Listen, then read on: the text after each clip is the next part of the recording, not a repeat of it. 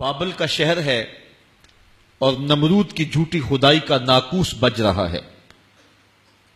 نمرود نے اپنی شکل کے بتوں کو شہر کے دروازوں پر نصب کیا ہوا ہے، اور جو بھی بابل شہر میں داخل ہوتا ہے پہلے اس کے بت کو سجدہ کرنا لازم ہوتا ہے، اور اگر کوئی شخص بت کو سجدہ کیے بغیر دروازہ عبور کرتا ہے تو اس نے ایسا سسٹم لگایا تھا کہ گھنٹیاں بجنے لگ جاتی ہیں اور اس کو پکڑ کے بتوں کے چرنوں میں رکھا جاتا ہے۔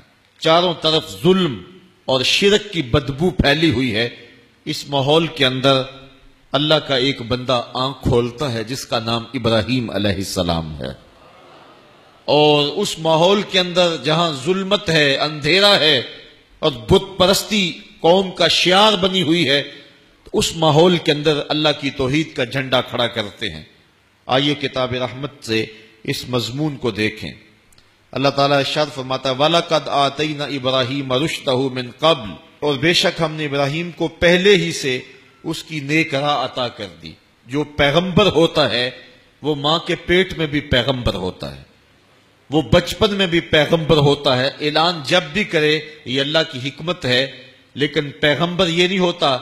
دنیا کے اوپر ایک ولی تو ہو سکتا ہے کہ پہلے ڈاکو ہو پھر بعد میں توبہ کرے اور ولایت کے درجے پہ گامزن ہو جائے۔ یہ بھی ممکن ہے کہ ایک بندہ جیل میں حفظ کر لے اور بعد میں وہ شہر کا امام بن جائے۔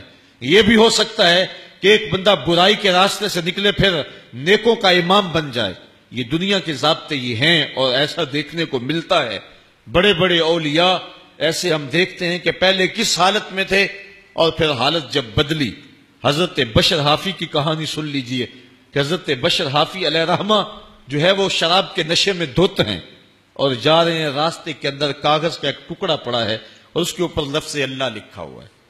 شراب کا نشہ تھا لیکن نشے میں بھی کچھ ہوش تھی۔ وہ کاغذ کا ٹکڑا اٹھایا، اس کو چوما آنکھوں سے لگایا اور کسی اونچی جگہ پہ رکھ دیا۔ اللہ اکبر! اس دور کے کسی اللہ کے ولی کو رب کا سندیشہ پہنچا، جا بشر حافی کو مبارک دے دے۔ بشر حافی شراب کے نشے میں دھت تھا، اس نے شراب خانے کے دروازے پہ جا کے دستک دی۔ بشر حافی باہر آئے تو حافی کہتے عربی میں ننگے پاؤں والوں کو، تو یہ پاؤں میں جوتے نہیں ابھی انہوں نے پہنے تھے، نشے میں تھے۔ انہوں نے کہا رب تجھے سلام دیتا ہے اور اس کے نا کی تو تعظیم کی ہے، اللہ نے اپنے مقربوں میں تیرا نام لکھ لیا ہے۔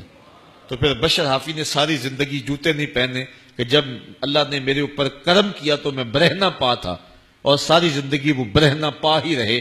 اور پھر اللہ نے وہ عزت دی بشر حافی کو کہ جس راستے سے گزرنا ہوتا تھا بشر حافی نے، جانور اس راستے کے اندر گوبر بھی نہیں کیا کرتے تھے۔ تو حضرت بشر حافی پھر وہ مرتبہ پا گئے۔ امام احمد بن حنبل جیسا شخص جو ہے وہ حدیث رسول پڑھانے والا اور فقہ کا اجالا بانٹنے والا، جب وقت ملتا تو جنگلوں میں حضرت بشر حافی کے پیچھے دوڑتے اور ان سے خیرات طلب کرتے۔ کسی نے کہا احمد بن حنبل بات سمجھ سے باہر ہے، اتنے بڑے عالم ہو کہ ایک فقیر کے پیچھے دوڑتے ہو؟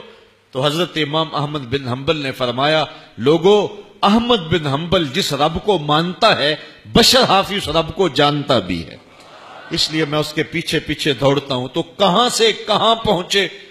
ایک بزرگ تھے بغداد میں، وہ کہتے ہیں میں گزر رہا تھا تو راستے میں ایک شرابی تھا جو گندی نالی پہ گرا ہوا تھا اور گندے پانی سے اس کا منہ جو ہے وہ غلیظ ہو رہا تھا۔ انسانی محبت کے ناطے مجھے ترس آیا، میں نے اس کو اٹھایا اور اس کا منہ دھویا اور گھر کا راستہ دکھایا۔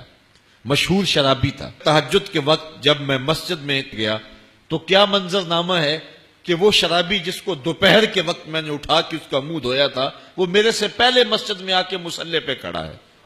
بار الہ، یہ کیا تماشا ہے کہ یہ تو آج دوپہر کو شراب کے نشے میں تھا اور آج میرے سے بھی پہلے مصلی پہ آ کے کھڑا ہے۔